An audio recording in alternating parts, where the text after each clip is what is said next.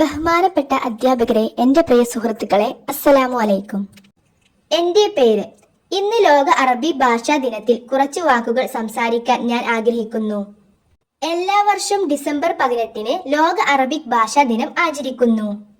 December 18 യുനെസ്കോയുടെ ആഭിമുഖ്യത്തിൽ 2010 മുതൽക്ക് എല്ലാ വർഷവും അറബി ഭാഷാ ദിനമായി ആചരിച്ചു വരുന്നു. അറബി ഭാഷയിൽ 28 അക്ഷരങ്ങളാണ് ഉള്ളത്. വലത്തുനിന്ന് ഇടത്തോട്ടാണ് എഴുതുന്നത്. ലോകത്ത് സജീവമായി നിലനിൽക്കുന്ന ഭാഷകളിലൊന്നാണ് അറബിക്.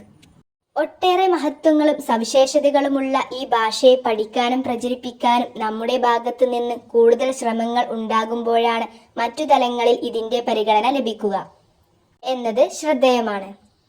പഠന കോഴ്സുകൾ തിരഞ്ഞെടുക്കുമ്പോൾ ധാരാളം സാധ്യതകളും അവസരങ്ങളുമുള്ള അറബി ഭാഷയെ ഉൾപ്പെടുത്താനും പ്രയോജനപ്പെടുത്താനും ശ്രദ്ധിക്കേണ്ടതുണ്ട്. അതിന്റെ ഭാഗമായി അറബിക് ഭാഷ യൂണിവേഴ്സിറ്റി സ്ഥാപിക്കാനുള്ള സമ്മർദ്ദം ചെലുത്താനും ഭാഷാ പ്രചരണങ്ങളിൽ ഭാഗമാവാനും എല്ലാവരും ശ്രദ്ധിക്കുക.